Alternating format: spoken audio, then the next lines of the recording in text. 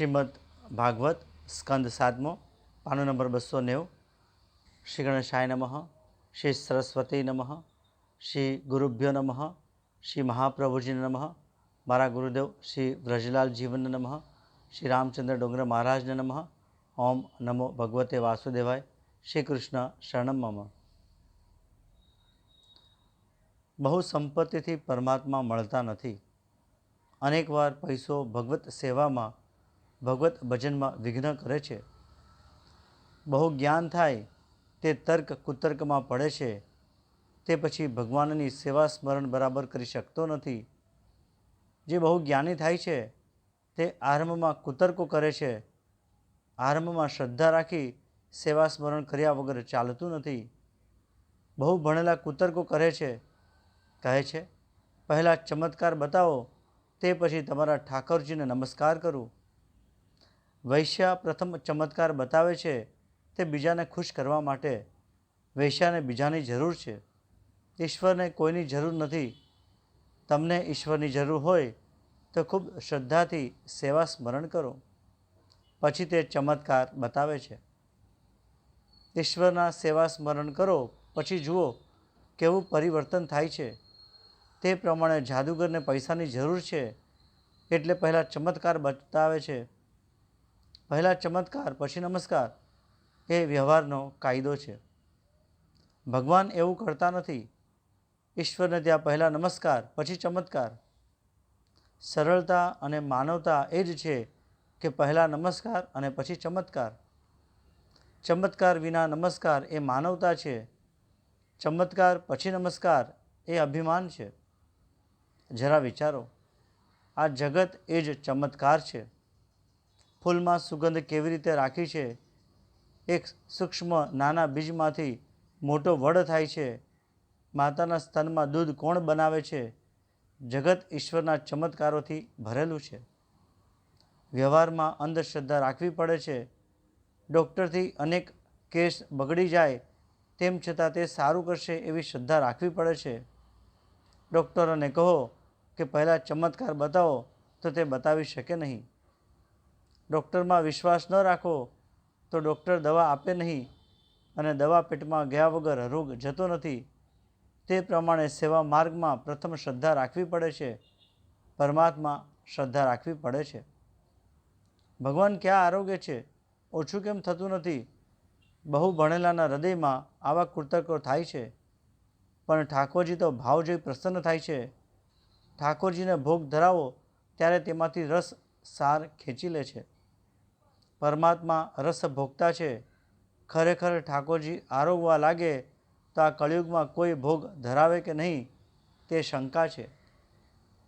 હે ઈશ્વર, આપને પ્રાપ્ત કરવા બહુ જ્ઞાનની જરૂર નથી। અંતકાળમાં ઘણીવાર જ્ઞાન દગો આપે છે। જ્ઞાનને જો ભક્તિનો સાથ હોય તો તે ઘણું ઉત્તમ છે। શરીરને તાવ આવ્યો, તેમાં આત્માને શું એમ માને વેદાંતીને પણ ચાલતું નથી। વેદાંતીને પણ જો તાવ આવ્યો હોય તો તેને દવા મોસંબી વગેરેની જરૂર પડે છે। વેદાંતના સિદ્ધાંતો ખોટા નથી, પરંતુ તેનો અનુભવ ભક્તિ વિના પ્રેમ વિના થતો નથી। પ્રેમની ભક્તિની જ્ઞાનીને પણ જરૂર છે। જ્ઞાનનો ઉપયોગ ઈશ્વરનો વ્યાપક અનુભવ કરવા માટે કરવાનો છે। ઈશ્વર સર્વત્ર અને સર્વમાં રહેલો છે એમ માની કરેલો વ્યવહાર એ ભક્તિ બને છે। રામદાસ સ્વામીએ દાસબોધમાં કહ્યું છે કે જેને વ્યવહાર ન આવડે તેને પરમાર્થ શું આવડવાનો? જેનો વ્યવહાર અતિશય શુદ્ધ તે પરમાર્થ બરાબર કરી શકે છે। જેનો વ્યવહાર શુદ્ધ નથી તે ભક્તિ કેવી રીતે કરી શકવાનો? ધંધો કરવો એ પાપ નથી, પણ ધંધામાં ધંધો કરતી વખતે ઈશ્વરને ભૂલી જવા એ પાપ છે। સાધન ભક્તિમાં બધા સંતો પણ પોતપોતાનો ધંધો કરતા હતા। સેના નાવી હજામતનો ધંધો કરતા, ગોરા કુંભાર કુંભાર કામ કરતા વગેરે। ગજેન્દ્ર પશુ હતો। ગજેન્દ્ર ભણેલો ન હતો, કેવળ પ્રેમથી પોકારવાથી ભક્તિથી ભગવાન તેમને મળ્યા છે। ગજેન્દ્રએ ક્યાં તપશ્ચર્યા કરેલી કે અષ્ટાંગ યોગની સાધના કરેલી? કેવળ ભક્તિથી જ ભગવાન ગજેન્દ્ર ઉપર પ્રસન્ન થયા હતા। ભક્તિથી ભગવાન મળે છે। ઈશ્વરમાં પ્રેમ રાખી ખૂબ જ સેવા સ્મરણ કરો. જો ભક્તિ ન હોય તો જ્ઞાનીના જ્ઞાન અને તપસ્યાની કિંમત કંઈ જ નથી. બહુ જ્ઞાની હોય પણ પ્રભુ પ્રેમ ન હોય તો તેના જ્ઞાન કે તપસ્યાની કિંમત નથી. સર્વ સાધનનું ફળ છે શ્રી કૃષ્ણ પ્રેમ. જે સાધન કરતાં પ્રભુ પ્રેમ ન જાગે તો તે સાધનની કાંઈ કિંમત નથી. પ્રભુ મિલન માટે જેને આતુરતા નથી એવા બ્રાહ્મણ કરતાં પણ જે હીન જાતિનો છે, પણ જેને પ્રભુ મિલન માટે આતુરતા છે તે બ્રાહ્મણ કરતાં પણ શ્રેષ્ઠ છે એવું હું માનું છું. પરમાત્માને પ્રસન્ન કરવા બે સાધનો છે, સેવા અને સ્મરણ. 3 કલાક રોજ સેવા સ્મરણ કરો. પ્રહલાદજી કહે છે, બે સાધનોથી ભગવાન અવશ્ય મળે છે, ભગવાનની સેવા અને તેનું સ્મરણ. બીજા કશાની જરૂર નથી. દક્ષિણા આપવાથી પુણ્ય મળશે નહીં એ પૈસાનો સદઉપયોગ છે, પણ તમારે જાતે સેવા સ્મરણ જપ કરવા પડશે. પરમાત્માને પ્રસન્ન કરવાનું સાધન પ્રેમ છે. સેવા પૂજામાં ધન મુખ્ય નથી, મન મુખ્ય છે, સ્નેહ મુખ્ય છે. શ્રી ગુસાઈજી મહારાજના 252 વૈષ્ણવની વાર્તામાં પદ્મનાભ દાસની કથા આવે છે. તેઓ ગરીબ હતા. ઠાકોરજીને ચણાના ફોતરા ધરાવે છે. ઠાકોરજીને ચણાના ફોતરામાં શ્રીખંડની સુગંધ આવે છે. ભગવાન એ જોતા નથી કે મને શું આપે છે, ફક્ત એટલું જ જુએ છે કેવા ભાવથી આપે છે. સેવા સ્મરણથી ભગવાન સેવકને આધીન બને છે. એકનાથ મહારાજ આખો દિવસ પ્રભુ સેવા, પ્રભુ ભજન કરતા. સેવાના અવિરત શ્રમથી તેઓ થાકી જતા. તેમની આવી ઉદ્દાત ભક્તિ જોઈ ઈશ્વરને પણ તેમના ઉપર દયા આવી. મારો ભક્ત મારા માટે કેટલો શ્રમ ઉઠાવે છે, બિચારો થાકી જાય છે, ચાલ હું જઈ તેમને તેમના કાર્યમાં મદદ કરું, તેનો શ્રમ ઓછો કરું. ભગવાન બ્રાહ્મણનું રૂપ ધરીને એકનાથને ત્યાં આવ્યા છે. આવીને કહે, ભાઈ મને તમારે ત્યાં નોકર રાખશો? એકનાથ કહે છે, મારે ક્યાં નોકરની જરૂર છે, હું તો આખો દિવસ પ્રભુની સેવા સ્મરણ કરું છું. ભગવાન કહે છે, હું તમને ઠાકોરજીની સેવા પૂજામાં મદદ કરીશ. એકનાથ કહે છે, તારી ઈચ્છા હોય તો ભલે મારે ત્યાં રહેજે. એકનાથ પૂછે છે, ભાઈ તારું નામ? ભગવાન કહે, મારું નામ શિખંડિયો. ભગવાન એકનાથને ત્યાં 12 વર્ષ આ પ્રમાણે નોકર થઈને રહ્યા છે. જેને ચંદન લગાડવાનું છે એ જ પોતે આજે ચંદન ઘસે છે. તુલસીદાસ ચંદન ઘીસે તિલક લેત રઘુબીરને બદલે આજ રઘુબીર ચંદન ઘસે તિલક લેત રઘુબીર. આવો છે ભક્તિનો મહિમા. રુક્ષ્મણજીએ સેવાથી ઈશ્વરને કેવા વશ કરેલા, પ્રસન્ન કરેલા કે તેણે એક તુલસીનું પાન મૂક્યું અને ભગવાન તોળાઈ ગયા. શ્રી સિદ્ધ સ્વામીએ હરિવિજયમાં એક પ્રસંગનું વર્ણન કર્યું છે. સત્યભામાને એક દિવસ અભિમાન થયું, ભગવાનની સૌથી માનીતી તો હું જ. એક દિવસ નારદજી ત્યાં આવી ચડ્યા. સત્યભામાએ નારદજીને કહ્યું, મને આવા પતિ આવતા જન્મે અને જન્મો જન્મ મળે તેવો ઉપાય બતાવો. નારદજીએ કહ્યું, જે વસ્તુનું તમે આ જન્મમાં દાન કરો તે વસ્તુ તમને આવતા જન્મમાં મળે. તમારે કૃષ્ણ ભગવાન આવતા જન્મમાં પતિ તરીકે જોઈતા હોય તો તમે કૃષ્ણ ભગવાનનું દાન કરો. સત્યભામા શ્રી કૃષ્ણનું દાન કરવા તૈયાર થયા, પણ આવું દાન લે કોણ? કોઈ દાન લેવા તૈયાર ન થયા. નારદજીને દાન લેવા સમજાવ્યા. અંતે નારદજી દાન લેવા તૈયાર થયા. સંકલ્પ કરી સત્યભામાએ શ્રી કૃષ્ણનું દાન નારદજીને કર્યું. શ્રી કૃષ્ણ દાનમાં મળ્યા એટલે નારદ તો કૃષ્ણ લઈને ચાલવા લાગ્યા. સત્યભામાએ નારદજીને કહ્યું, મારા પતિને તમે ક્યાં લઈ જાઓ છો? નારદજીએ કહ્યું, તમે જ હમણાં સંકલ્પ કરીને તમારા પતિનું દાન મને કર્યું ને, એટલે તે મારા થયા. દાનમાં આપેલી વસ્તુઓ જેને આપો તેની થાય. કૃષ્ણ ઉપર મારો હક. સત્યભામાને ભૂલ સમજાઈ. કૃષ્ણને નારદજી પાસેથી પાછા માંગ્યા. નારદ કૃષ્ણને આપવાની ના પાડે છે. આ વાતની જાણ બીજી રાણીઓને થઈ. તેઓ બધી દોડતી આવી. એક રુક્ષ્મણી ન આવેલા. બધા મહારાણીઓ નારદજીને વિનવે છે, અમારા શ્રી કૃષ્ણ અમને આપો. રાણીઓ શ્રી કૃષ્ણને પરત આપવા કહે છે. નારદજી તેઓને કહે છે, શ્રી કૃષ્ણને તો સત્યભામે મને દાનમાં આપ્યા છે, એટલે તે મારા થયા. છતાં પણ જો તમે શ્રી કૃષ્ણના ભારોભાર સોનું આપો તો તેને પરત આપવા હું તૈયાર છું. સત્યભામા ખુશ થઈ ગયા. મારી પાસે તો સ્વર્ણતક મણી દાગીનાઓ તો પુષ્કળ છે. ભગવાનનું વજન થઈ થઈને કેટલું થવાનું હતું? સત્યભામા પોતાના સઘળા દાગીના લઈ આવ્યા.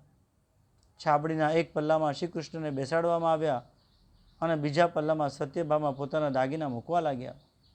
પણ આ શું? સત્યભામાએ પોતાના સઘળા દાગીના પલ્લામાં મૂકી દીધા. સમત કમણી, હીરા, ઝવેરાત, સોનાના સર્વ દાગીનાઓથી વજન કરવા લાગ્યા, પણ વજન થતું નથી. શ્રી કૃષ્ણ બેઠેલા તે છાબડું ઉચકાતું જ નથી. બધી રાણીઓ ગભરાઈ.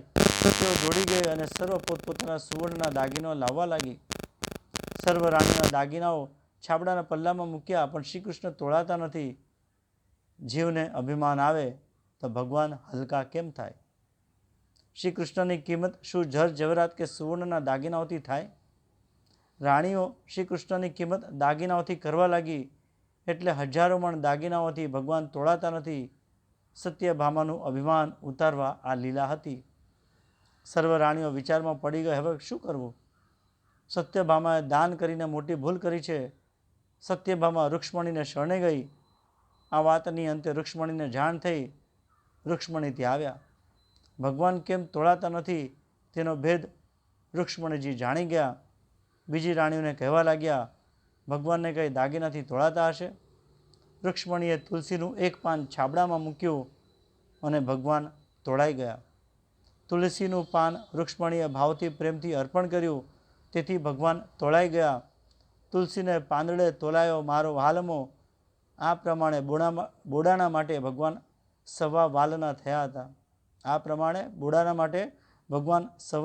થયા હતા. ધન્ય ધન્ય બોડાણાની નારી, સવા વાલ થયા વનમાળી. ઈશ્વરને એવી ઈચ્છા નથી કે કોઈ મારી સેવા કરે. ઈશ્વર નિજ લાભ પરિપૂર્ણ છે.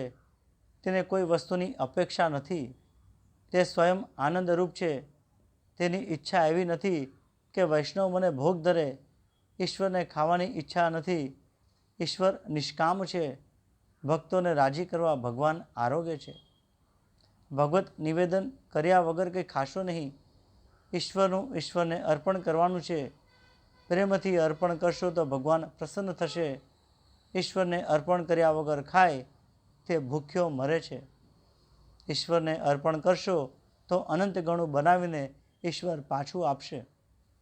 ઈશ્વર કહે છે, આ સર્વ મેં બનાવ્યું છે, તે મને અર્પણ કરે તેમાં આશ્ચર્ય નથી, પણ મને અર્પણ કર્યા વગર ખાય તો તું હરામખોર છે. ભગવાન ફક્ત તમારો ભાવ જુએ છે. ભગવાનને ઘરે ક્યાં ખોટ છે? ભગવાને આપેલું જ તેને આપવાનું છે. કોઈ વસ્તુને ઉત્પન્ન કરવાની શક્તિ જીવમાં નથી. આ સર્વ શ્રી કૃષ્ણનું જ છે. દીવો કરવાથી કે આરતી ઉતારવાથી ભગવાનના ઘેર અજવાળું થવાનું નથી. તેથી પ્રકાશ તમારા હૃદયમાં થશે. ઈશ્વરનું અંગ તો સ્વયં પ્રકાશમય છે. સેવા કરવાથી સેવકને સુખ થાય છે. તેથી ભગવાનને શું સુખ મળવાનું હતું? તે તો પરમાનંદ સ્વરૂપ છે.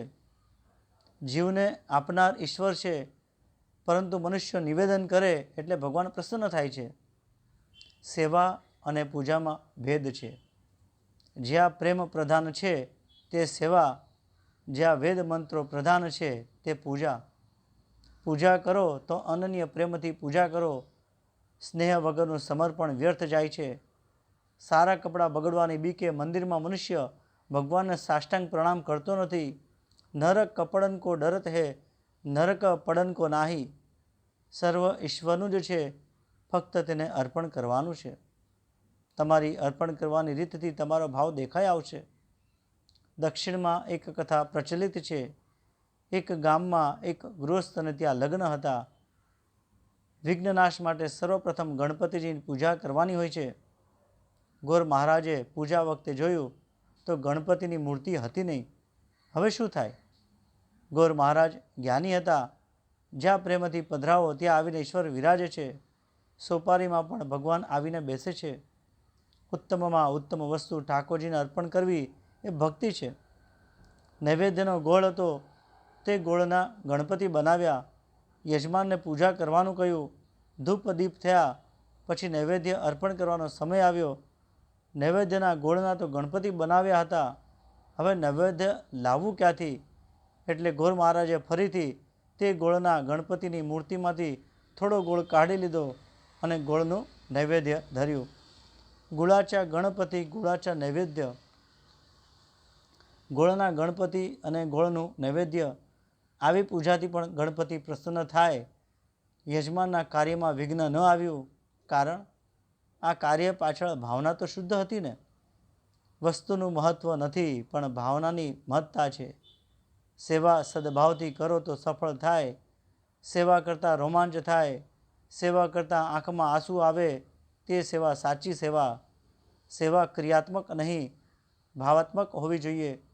સેવા કરતાં આનંદ થાય તેનું નામ સેવા. થોડું કરો પણ પ્રેમપૂર્વક કરો. ભગવાન માટે રસોઈ કરો, ભગવાનને અર્પણ કરીને જમો. નાથ, આપ વિશ્વંભર છો, સર્વના માલિક છો, તમને કોણ જમાડી શકે? તમારું તમને અર્પણ કરું છું. ઈશ્વરનું ઈશ્વરને અર્પણ કરવાનું છે. અરે આ જીવ બીજું લાવે ક્યાંથી? જીવ બીજે ક્યાંથી લાવવાનો હતો? ફક્ત ભાવનાની કિંમત છે. પરમાત્મા પરિપૂર્ણ છે. ઈશ્વરને અપેક્ષા નથી. પરમાત્માને કોઈ વસ્તુની ભૂખ નથી, પણ ફક્ત પ્રેમની ભૂખ છે. ભગવાનને ભાવથી અર્પણ કરશો તો તે અનંત ઘણું કરીને આપે છે. ભક્તિ માર્ગમાં ભાવના વગર સિદ્ધિ મળતી નથી. જ્ઞાન માર્ગમાં ત્યાગ અને વૈરાગ્યની જરૂર છે. બાળકને બાપ રૂપિયો આપે છે, બાપ તે પાછો માગે છે. ઘણા બાળકો રૂપિયા આપતા નથી. પિતાને દુઃખ થાય છે, મેં જ રૂપિયો આપ્યો અને મને તે આપતો નથી. પણ જો બાળક રૂપિયો આપે તો પિતાને આનંદ થાય છે. રૂપિયો પિતાનો છે તો પણ આનંદ થાય છે. જીવ માત્રના પિતા ઈશ્વર છે. તેણે જે આપ્યું તે જ તેને આપવાનું છે. એવો નિયમ લેજો કે ઠાકોરજીને અર્પણ કર્યા વગર હું ખાઈશ નહીં. કેટલીક વાર બધાને બહાર જમવાનું હોય તો ભગવાનને એકલા દૂધ ઉપર રાખે છે. નાથ, દૂધ જમો, મારે આજે મોહનથાળ જમવા જવાનું છે. ઘરમાં કોઈ જમનાર ન હોય તો પણ ભગવાન માટે રસોઈ બનાવો. કથામાંથી કાંઈ નિયમ નહીં લો તો કથા તમારી વ્યર્થ અને મારી પણ વ્યર્થ. કેટલા કહે છે કથા સાંભળી નાખી. અરે, કથા સાંભળીને નાખી દેવાની નથી. કથા કાનમાં રાખવાની છે. કથા હૈયામાં રાખવાની છે. કોઈ પણ સ્વરૂપની મૂર્તિ રાખી ભાવ અને પ્રેમપૂર્વક સેવા કરો. ચિત્ર સ્વરૂપ કરતાં મૂર્તિ સ્વરૂપ સારું છે. સેવા કરો ત્યારે એવી ભાવના રાખો કે આ સાક્ષાત પરમાત્મા છે. સેવાના આરંભમાં ધ્યાન કરો. સંપત્તિ પ્રમાણે ખર્ચ કરો. સુંદર સિંહાસન બનાવો. ધ્યાન સાથે ભાવના કરો કે ભગવાન વૈકુંઠમાંથી આવે છે. મારા ઘરમાં જે સેવ્ય સ્વરૂપ છે તેમાં ભગવાન પ્રવેશ કરે છે. સેવામાં બેસો ત્યારે કોઈ પણ આવે તેની સાથે બોલશો નહીં. દેહનું ભાન હોય તો તેને નમસ્કાર કરજો. પરમાત્માથી કોઈ શ્રેષ્ઠ નથી. પરમાત્મા સમાન કોઈ નથી, તો શ્રેષ્ઠ તો ક્યાંથી હોય? સેવા એટલે સેવ્યમાં મનને પોરવી રાખવું એ સેવા છે. તમે શરીરમાં જેવો પ્રેમ રાખો છો એવો ઠાકોરજીના સ્વરૂપમાં પ્રેમ રાખજો. પરમાત્માના અનંત ઉપકાર છે. પ્રભુએ અનેકવાર મારું રક્ષણ કર્યું છે. હું ભગવાનનો દાસાનો દાસ છું. સેવામાં દાસ્ય ભાવ મુખ્ય છે. નાથ, હું તમારો નોકર છું. અધમ છું પણ તમારો છું. દાસ્ય ભાવ હૃદયને જલ્દી દીન બનાવે છે. અંતે સેવામાં દૈન્યતા આવે તો હૃદય જલ્દી પીગળે છે. કૃષ્ણ સેવામાં હૃદય ન પીગળે ત્યાં સુધી સેવા સફળ થતી નથી. દાસ્ય ભાવ વગર સેવા ફળતી નથી. સેવા સ્નેહથી કરો, સમર્પણ ભાવથી કરો. મૂર્તિમાં ભગવત ભાવ ન જાગે ત્યાં સુધી પ્રત્યેક પદાર્થમાં ઈશ્વર ભાવ જાગશે નહીં. સેવા કરતાં નિષ્ઠા રાખો કે આ તો પ્રત્યક્ષ ઈશ્વર છે. કોઈ દિવસ પાપ થયું હોય અને સેવા કરો તો તે દિવસે પ્રભુ નારાજ થયેલા દેખાશે. જીવ પાપ કરે છે ત્યારે ઈશ્વરને દુઃખ થાય છે. પરમાત્માને પરિશ્રમ થાય છે. શુદ્ધ થઈ જાઓ. મન મેલું હશે ત્યાં સુધી સેવામાં આનંદ આવતો નથી. મનમાંથી મલિનતાને કાઢી નાખો. સેવામાં કેવી ભાવના અને કેવી દ્રઢતા જોઈએ. એ બાબતમાં નામદેવ મહારાજના ચરિત્રમાં કથા આવે છે. નામદેવ 3 વર્ષના હતા. ઘરમાં વિઠ્ઠલનાથની પૂજા હતી. પિતાને બહારગામ જવાનું થયું છે. નામદેવને પૂજાનું કામ સોંપ્યું. પિતા સમજાવે છે કે બેટા, ઘરના માલિક વિઠ્ઠલનાથ છે, તેની સેવા કર્યા વગર ખાઈએ તો પાપ લાગે. નામદેવ પિતાજીને પૂછે છે, બાપુજી, ઠાકોરજીની સેવા કેમ કરવી તે મને બતાવો. પિતાજી કહે છે, આ ઘરમાં જે કાંઈ છે તે આપણું નથી, વિઠ્ઠલનાથજીનું જ છે. સર્વના માલિક વિઠ્ઠલનાથ છે. પ્રસાદ રૂપે ગ્રહણ કરીએ તો દોષ લાગે નહીં. ઠાકોરજીને અર્પણ ન કરીએ તો પાપ લાગે. નામદેવ પૂછે છે, પિતાજી, ઠાકોરજીની સેવા કેવી રીતે કરવી તે બતાવો. પિતાજી સમજાવે છે, બેટા, સવારમાં વહેલો જાગજે. વેદાંતીઓ બ્રહ્મની વાત કરે છે. જીવ બ્રહ્મ છે. જીવ ભલે બ્રહ્મરૂપ હોય, પણ આજે તે દાસ છે. આજે હું દાસ છું. પરમાત્મા મને અપનાવી બ્રહ્મરૂપ બનાવે ત્યારે ખરું, પણ આજે તો હું દાસ છું. દાસ્ય ભાવથી જીવન સુધરે છે, મરણ સુધરે છે. ભાગવતમાં વાત્સલ્ય ભાવ, મધુર ભાવ વગેરે અનેક ભાવનું વર્ણન કર્યું છે, પણ તે સર્વ ભાવ દાસ્ય ભાવ મિશ્રિત છે.